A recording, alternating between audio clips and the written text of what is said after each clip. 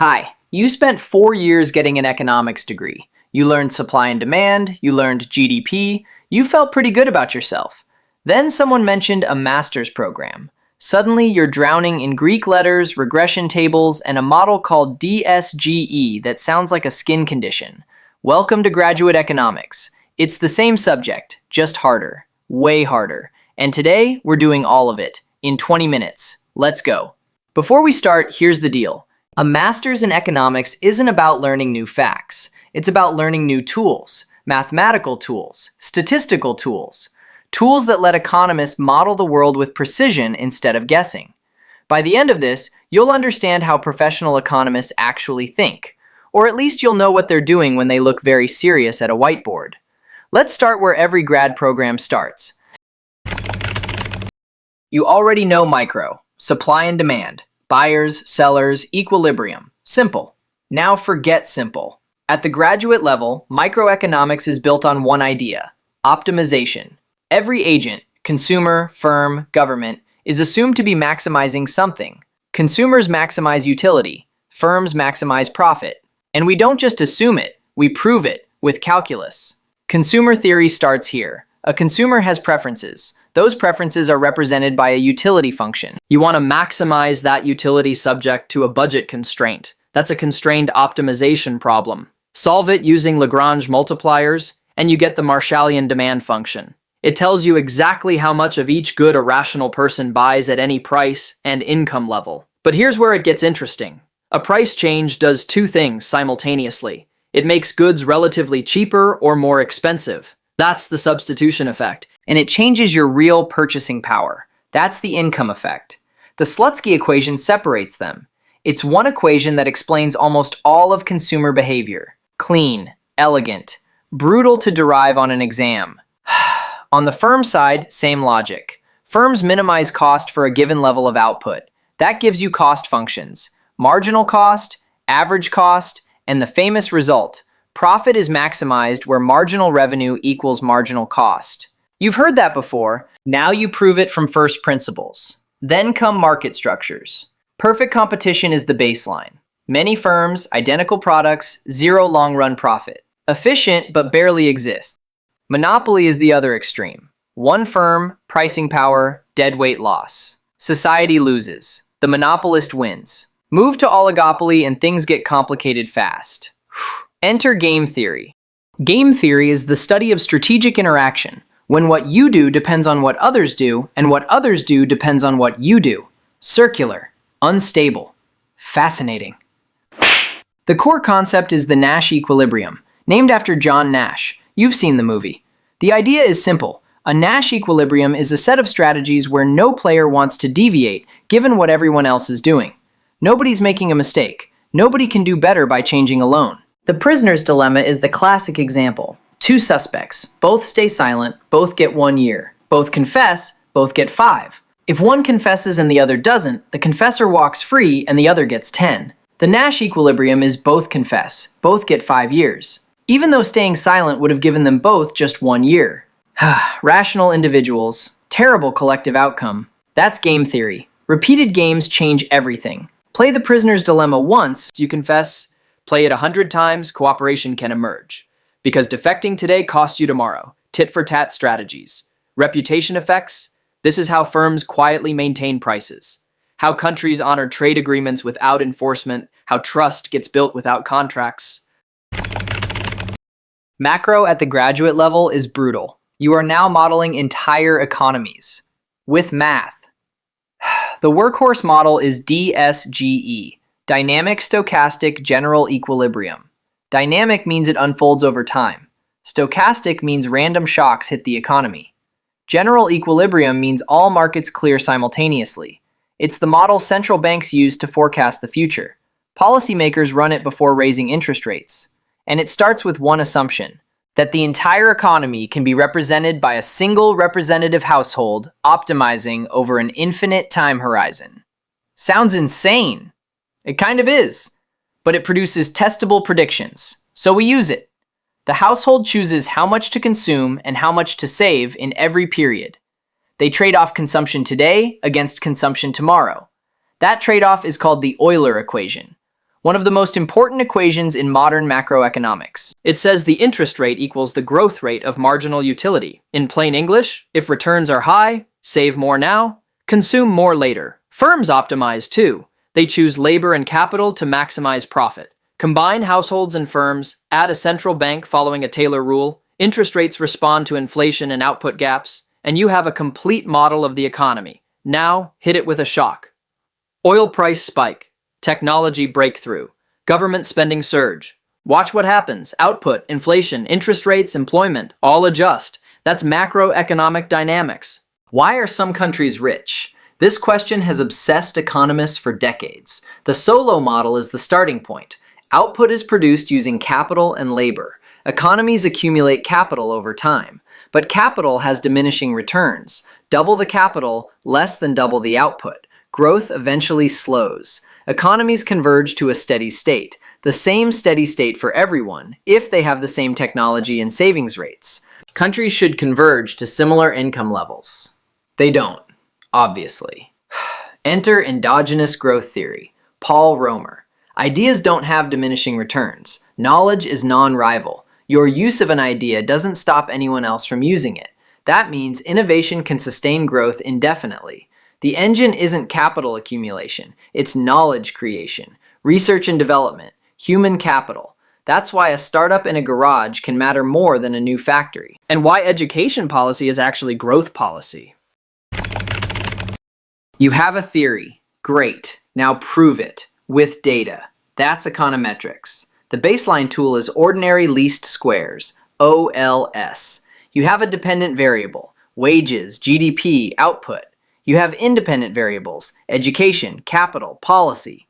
OLS finds the line that minimizes the sum of squared errors between predicted and actual values. It gives you coefficients, numbers telling you how much y changes when x changes by 1 unit. Simple, clean, almost always misleading. Here's the problem. Causality is hard. You observe that countries with more education have higher income. Does education cause income?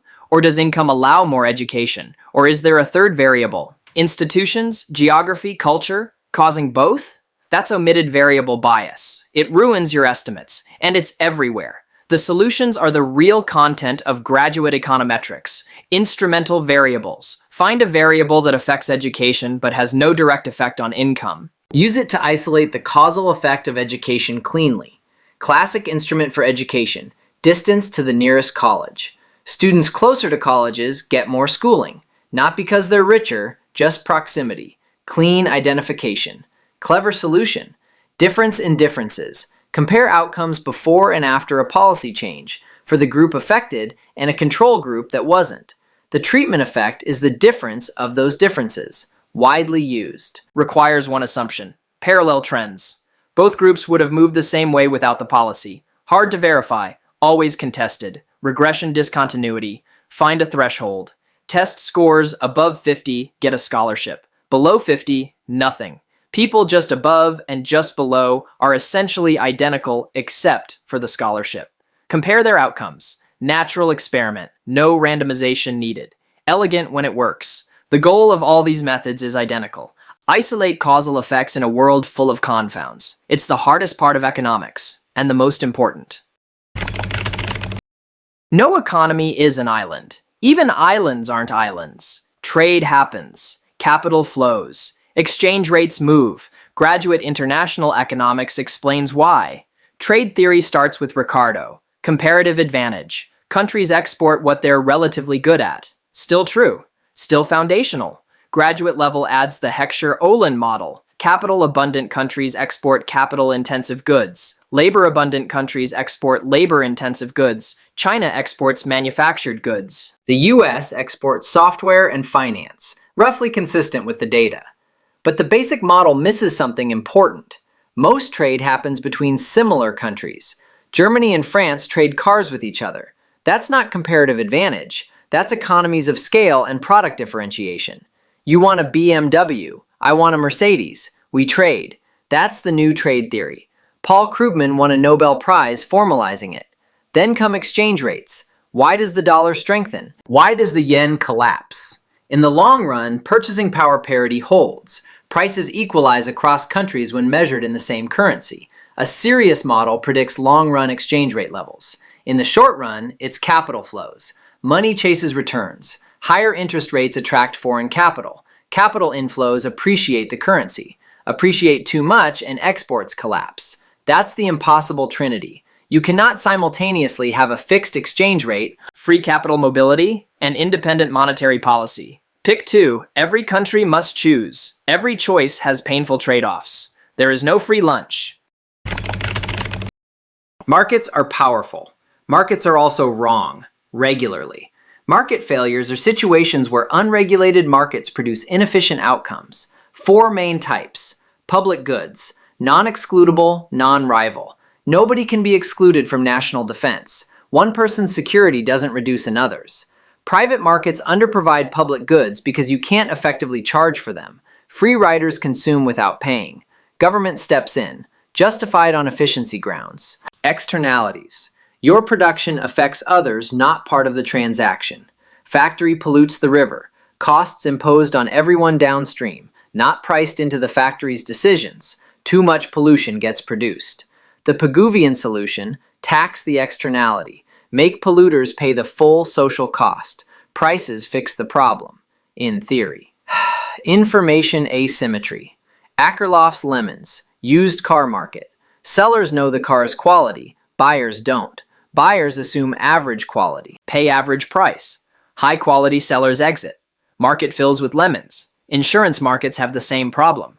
Unhealthy people buy more insurance. Premiums rise. Healthy people drop out. Market unravels. Mandates and regulation are the responses. Market power. Monopolies charge above marginal cost. Deadweight loss. Society pays more, gets less. Antitrust law is the tool. Sometimes it works. Often the regulated capture the regulator. Then taxation. Optimal tax theory asks how to raise revenue while minimizing efficiency losses. Ramsey pricing says tax inelastic goods more, less distortion.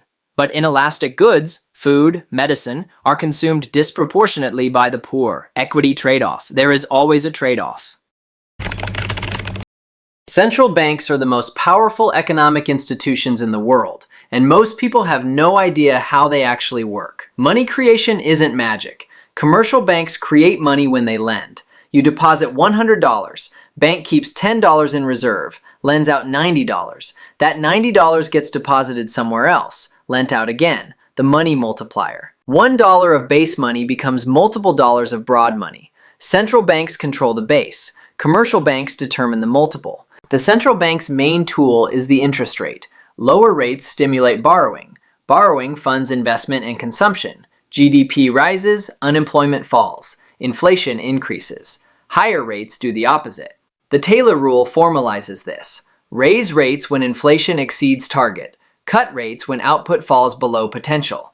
A simple rule, surprisingly effective. Until it isn't. The zero lower bound. Interest rates cannot go much below zero. In 2009, rates hit zero. Economy still sluggish. No room to cut. Now what? Quantitative easing. Central bank buys assets directly, pumps money into the financial system, lowers long-term rates, boosts asset prices. Wealth effect flows through, slowly, unevenly. The fundamental debate in monetary economics: rules versus discretion. Should central banks follow fixed rules or use judgment case by case? Fixed rules provide credibility. Markets know what to expect. Inflation stays anchored. Discretion allows flexibility. Unusual shocks require unusual responses. Most central banks now practice flexible inflation targeting, a rule with escape clauses. The worst of both worlds or the best, depending who you ask. Traditional economics assumes rational agents maximizing utility perfectly. Graduate behavioral economics dismantles that assumption piece by piece. Prospect theory. Kahneman and Tversky. People don't evaluate outcomes in absolute terms. They evaluate relative to a reference point. Gains feel good, losses feel worse, by about twice as much. Loss aversion. Explains why investors hold losing stocks too long, why people reject fair gambles, why the status quo is almost impossible to dislodge without a fight. Hyperbolic discounting. Rational agents discount the future consistently over time. Real humans don't. They discount the near future steeply, the distant future shallowly. You'll start saving Monday. You always say Monday. Monday arrives. Next Monday then.